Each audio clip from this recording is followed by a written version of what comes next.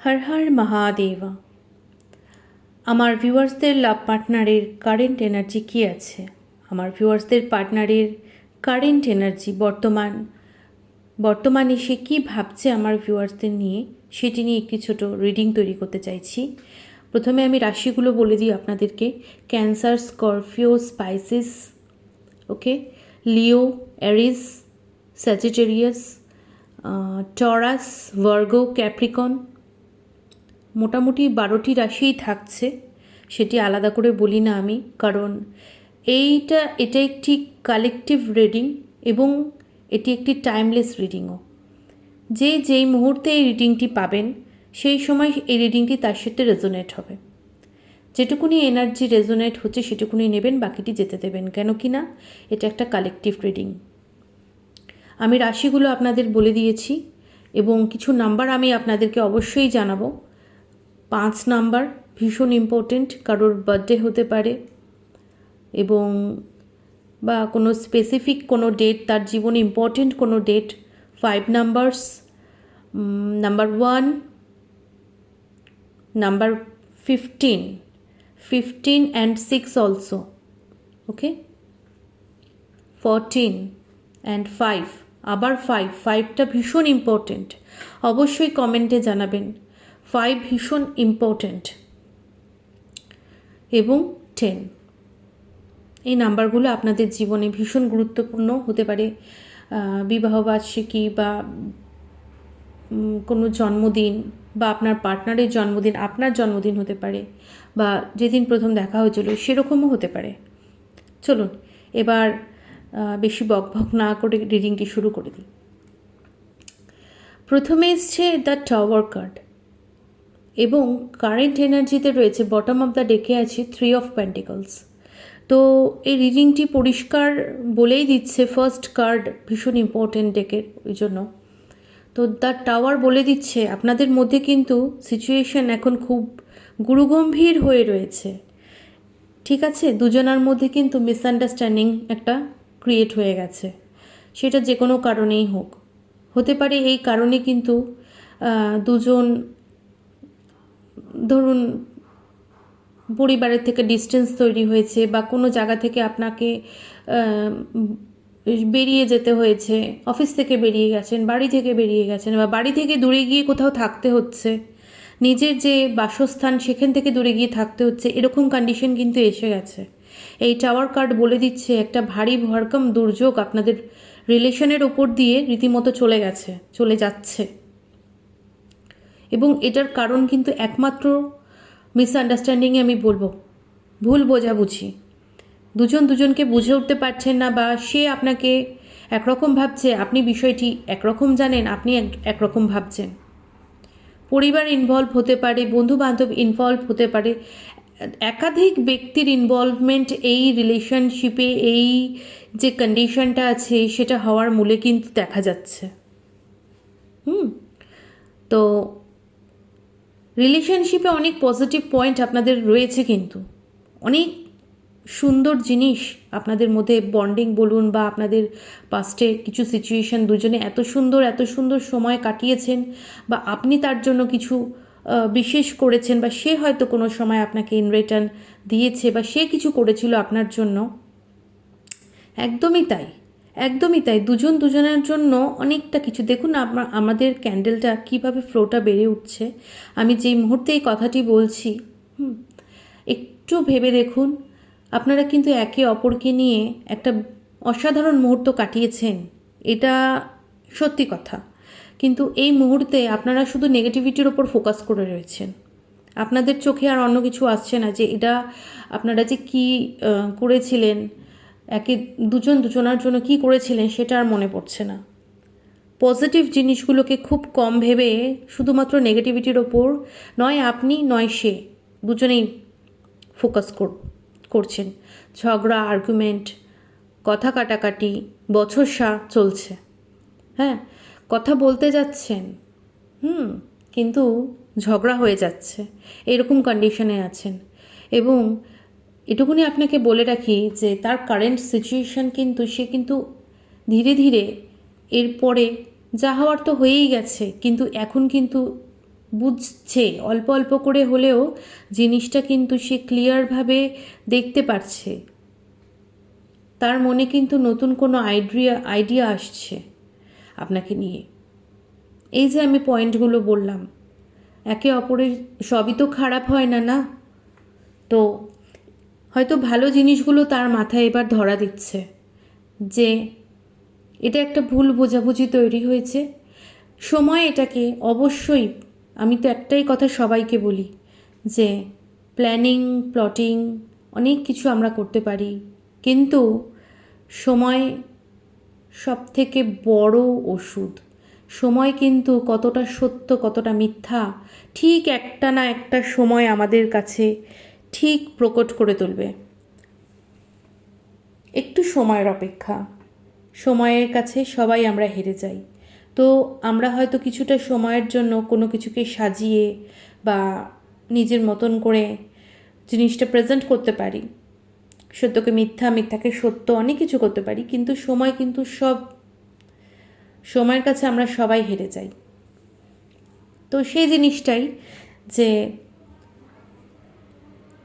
After all আপনাকে নিয়ে সে কিন্তু অনেক কিছু ক্ল্যারিটি পাচ্ছে। কখনো কখনো এই সব কঠিন মুহূর্তগুলো আসা আমাদের জীবনে ভীষণ ইম্পর্টেন্ট। তা না হলে আমরা বুঝবো কী করে যে কে কেমন। শান্ত মাথায় তো সবাই নিজের হাইয়েস্ট যেটা মানে ভালোর দিকগুলোই আমাদের দেখায়, কিন্তু যখন আমরা অশান্ত হই, অস্থির হই, তখন কোনো না কোনোভাবে কিন্তু মনের ভেতরে লুকিয়ে থাকা অসত্য, কঠিন কঠিন কঠিন সত্যগুলো প্রকট হয়ে ওঠে, বেরিয়ে আসে মুখ দিয়ে। তো এই হয়েছে ব্যাপার। সে বুঝতে পারছে।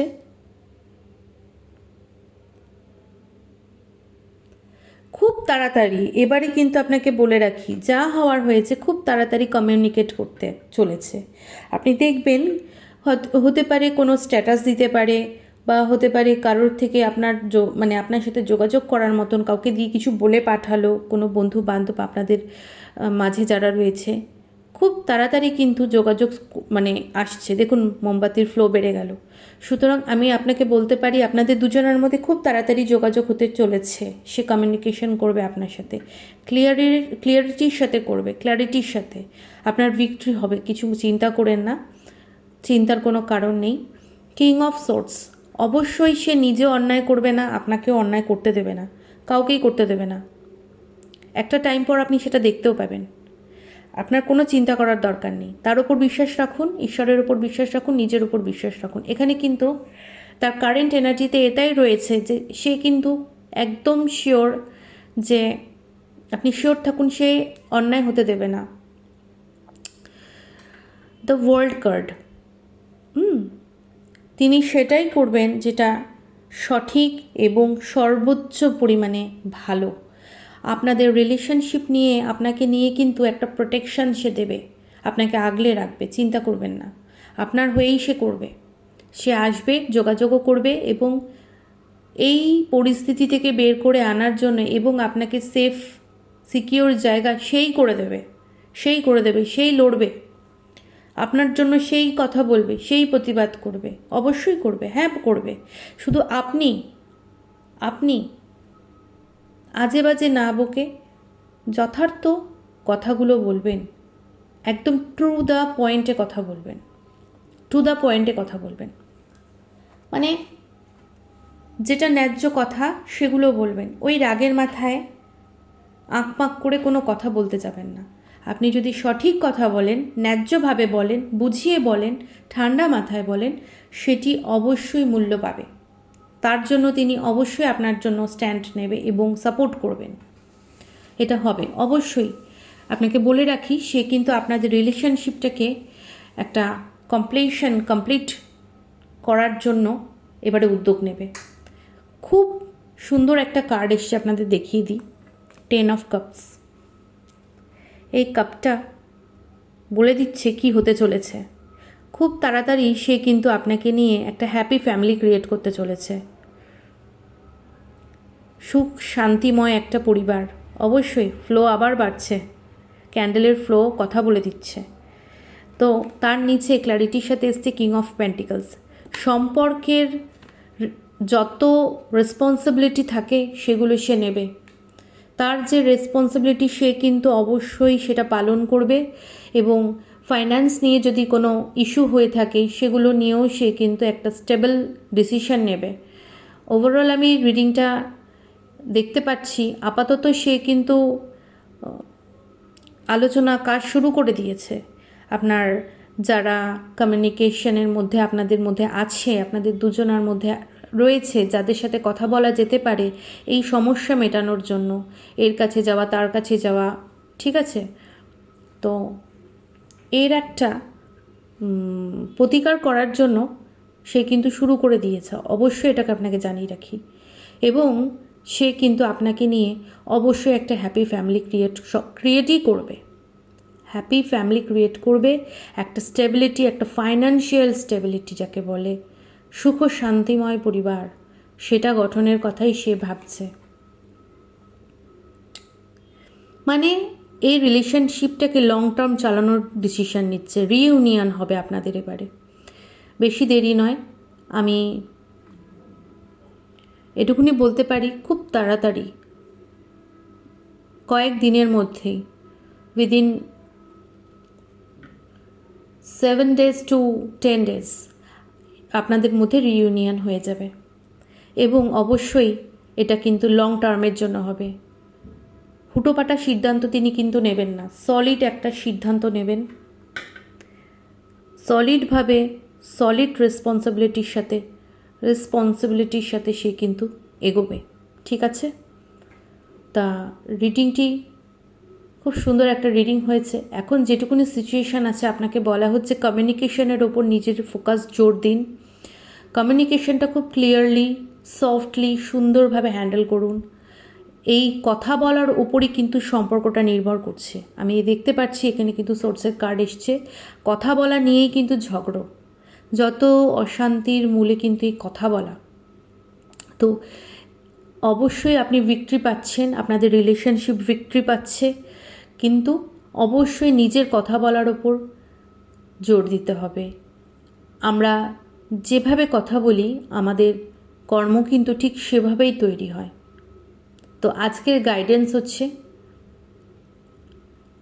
তার কাছে না গিয়ে অবশ্যই নিজে শান্ত ধীর স্থির হয়ে চোখ বন্ধ করে ভাবুন, ক্ল্যারিটির সাথে ভাবুন কিভাবে, কোথা দিয়ে কি করলে জিনিসগুলো থেকে বেরিয়ে আসা যায়। আর অবশ্যই কথা বলবো না তাও ভালো, কিন্তু ভুল বকবো না, সঠিক কথাটাই আমি বলবো, ন্যায্য কথাটাই বলবো, একদম টু দ্য পয়েন্ট কথা বলবো, তাতে করে জিনিসটা সলিউশন ক্ষমতাটা আরও বেড়ে যাবে।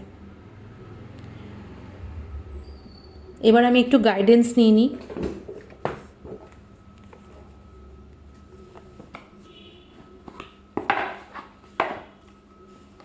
আমার ভিউয়ার্সদের জন্য কী গাইডেন্স আসতে চলেছে, please university bank please.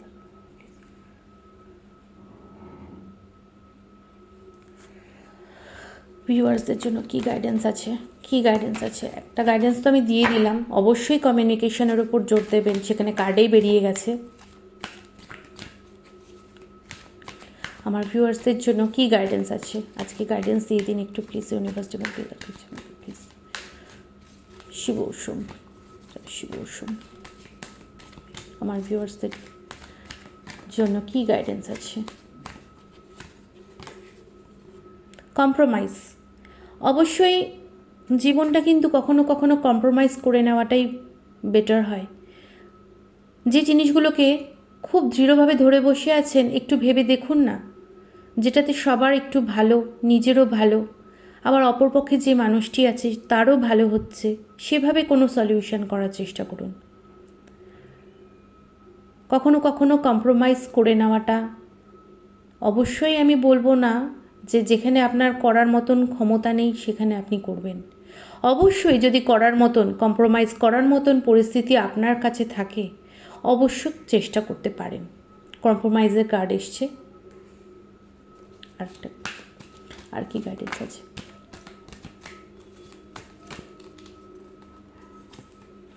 No, no card এসছে।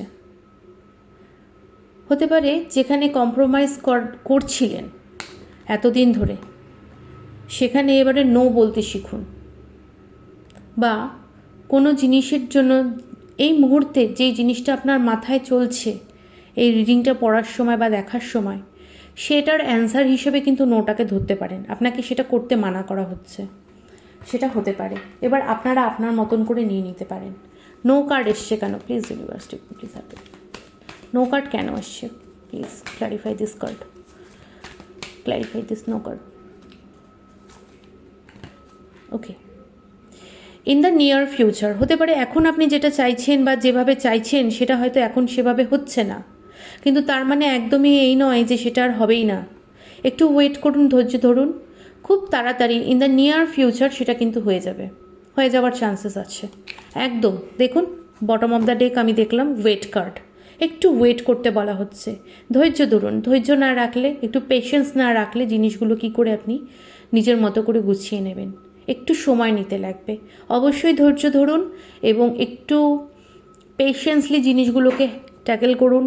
বুদ্ধি রেখে শান্তভাবে কথা বলুন। যদি কিছু না বুঝতে পারেন একটু চুপ করে থাকুন, পজ হয়ে, তারপরে সঙ্গে সঙ্গে কোনো রিপ্লাই না দিয়ে, কেউ কিছু বললে অবশ্যই সময় নিয়ে তারপর তাকে রিপ্লাই দিন। দেখুন জিনিসগুলো অটোমেটিক্যালি হ্যান্ডেল হয়ে যাবে। তো অবশ্যই কমিউনিকেশনের ওপর জোর দিন এবং একটু ওয়েট করুন। এখন এই মুহূর্তে একটু পজ হয়ে গিয়ে দেখুন, অবশ্যই আপনার জন্য ভালো ফল দেবে।